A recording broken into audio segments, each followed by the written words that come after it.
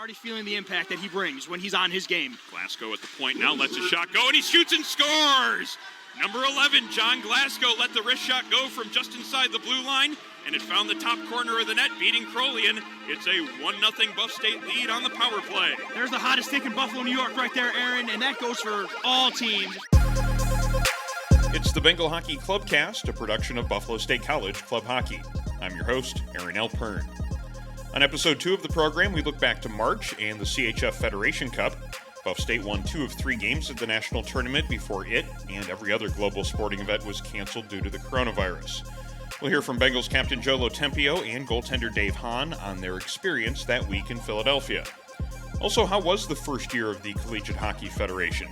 The CHF is working to establish itself as an alternative national organization in the club hockey world. Andy Musto from CHF joins us to review year 1, the national tournament, and what challenges the pandemic presents them. That's all coming up next on the Bengal Hockey Clubcast. The Bengal Hockey Clubcast is brought to you by Vintage Ice Hockey. Vintage Ice Hockey creates high-quality apparel celebrating the rich history of hockey and teams from the past that are no longer with us.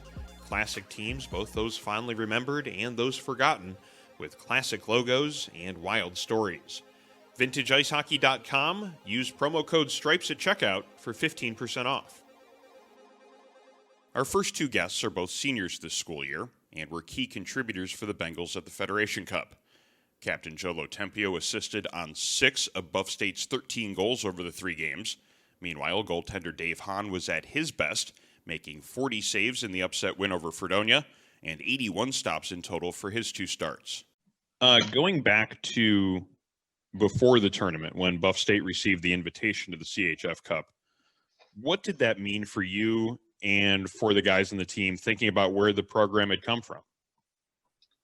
You know, it's something I knew eventually, this organization would be playing games in a national tournament, but I was amazed at how fast we grew, and honestly, a big part of that is our great coaches and leaders on this team.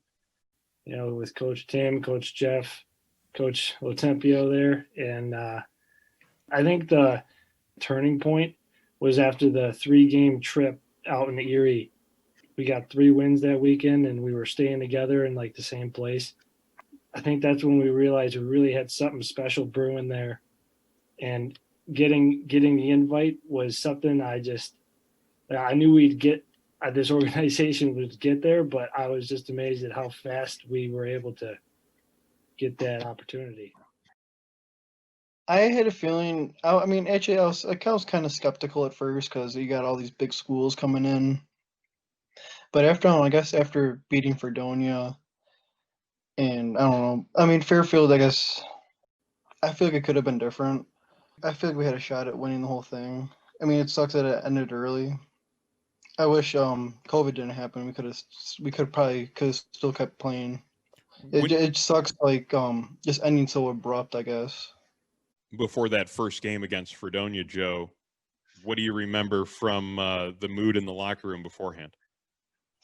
You know, we had that skate that we got to do right as soon as we got in Philadelphia, and it was interesting. There was tensions were high, people were nervous and but excited, and we wanted it to be perfect, and it was honestly one of the worst practices we've had. And then going into Fredonia, it was we just had full confidence in ourselves, and we knew we could do it. And I think that was a big difference, was our mindset. We weren't these guys destroyed us the year before. No, we thought we were better than them, and we ended up on top that day. Yeah, what was the score, I guess, against Fredonia or the year before that? Was 15-2 or something, and 17-1. It was 15-0, and it was a terrible game. Yeah. And we played them back-to-back that last year, and it was 15-2 and then 15-0 the next day. So it was something that was it was good to come on top. I think they underestimated us. Yeah, we definitely took them by surprise. Definitely. It was a great feeling. looking back and watching video of that game, it didn't look like they took you guys lightly. They came at you guys hard early on. Dave, you didn't exactly have an opportunity to ease into that first game. No, I mean, I came ready to play, and I knew what I was getting into. I just had to stay focused and just play the game. I guess it brought us back to like our roots with Famicom's legacy, and everyone was like just after the game. It just felt like everyone was like together. It felt like another Erie trip, I guess. It was just huge to see how everything came together. Like a few weekends before that, we just lost the championship game, and in the playoffs, and then now here we are, almost like we had the chip on our shoulder, and it was just so huge for the organization to be able to accomplish that task, and it meant the world to us. Talk a little bit, both of you guys, about the next two games. Obviously, the Fredonia game was a really exciting win for you guys. It was a tougher game against Fairfield. It didn't exactly go as you guys wanted to. Bloomsburg was a really good game to end off the tournament. Didn't exactly think you guys would be ending the tournament at that point, but talk a little bit about the second and the third game and how that went into the experience of the week as a whole. I thought we played a pretty good game that day. I think we made a few mistakes, and we weren't as fluid as we were in the other game. Like their passing, I thought was much better, and we struggled with that. And they definitely played like a more physical game as well, and I feel like that took us off a little bit. And like the people, yes, they had a couple of healthy scratches in the stands, and they were all heckling at everyone and stuff like that. It was definitely a more intense game than the one against Fredonia was. Yeah, and I'll tell you, I truly believe in like an active bench it's what good teams have, is an active bench who's yelling and getting in, and it's an intimidation thing. You might not realize it, but when our bench is going and their bench is going, the game is just adds another level to it. Our conversation reminded me just how much confidence the Bengals gained and played with as the season went on last year. Despite being a young program that only won a handful of games the year before, the players believed in each other. They had developed a taste for winning, and they thought they could win every time they stepped on the ice. Honestly, I feel like we could have been competitive with every team in that tournament, and I feel like we could have went further than what we did, I guess, if COVID didn't happen. Yeah, I agree. We really believed in each other, and everyone together, like as a team, really bought in, and we really thought we could beat anybody. We didn't really have a question or a doubt. There was a few times where you start comparing yourself to other teams, and I know there's a few players who do that, and they always are like looking at the other teams like, oh, it's got this big guy. I'm like, we got big guys too, and you know what? Like they're similar ages as us. They put the same skates on. They're playing the same game. It's all about who shows up today. Any team can win. Thanks to Joe LoTempio and Dave Hahn for taking the time to talk. We certainly plan on having more player interviews in future shows. To talk more about the national tournament and year one of the CHF, we caught up with Andy Musto. Musto was the founder of Buff State's league, the UNYCHL, or the U as he likes to call it. Last year, Musto joined the CHF and serves as their commissioner overseeing the Empire Conference and the UNYCHL. I asked him to assess the first year of CHF. I think they did an outstanding job. When I joined on to help these guys out, I always like taking on new things. I always like joining new things after I do a little bit of investigating on it and see how it goes. And these guys, Mark Pirowitz and John LaRochester and John Rink and Jay Peacock and Jay Turcotte, they're just fantastic guys. They really are. They make you feel very welcome, very much a part of their family, and they treat this the same way I treated the U, as like a family, and that really hooked me in. And I just think they did an outstanding job. COVID, of course, came and kind of took away a little bit of the luster from the national tournament. But other than that, I thought it was a completely successful first year, and we had big things ready to go for the second year. But now that that's kind of on hold, and we don't know where we're going with that yet. We don't have everybody stating whether they're playing or not. So but the CHF has come through it like champs. They really are, and they really are a fantastic organization.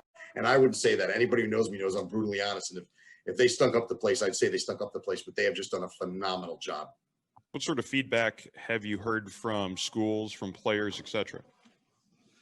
The schools loved it. The schools that attended the national tournament last year said it was the greatest. Almost every team said it was the greatest experience they've ever had. A lot of these teams have been kicking around in the other conference or league or whatever you want to call it for years and never got a chance to go to this kind of thing. And to experience this for the first time with the way the CHF put it on was phenomenal for them. And it's all about the kids. It's all about the players.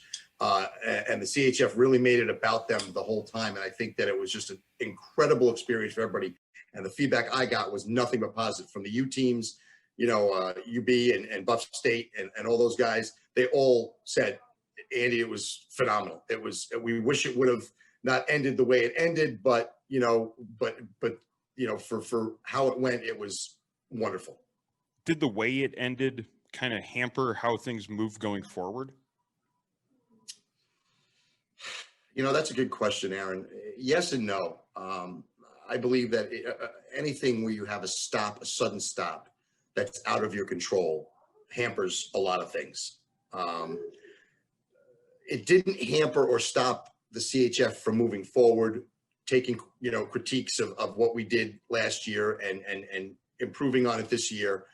But of course, with no play right now, you can't implement them. So you can't see how they work. And that's the big stumbling block for us, is that we just want the kids to be able to play. We understand why they're not playing, but we really want them to be able to play. I think it's definitely a stumbling block, but one that we can overcome as soon as we're able to play. Does CHF need to have some sort of shortened season this year to remain in where it was at the end of last year, or no? I don't think the fall is everything still maintaining that same momentum.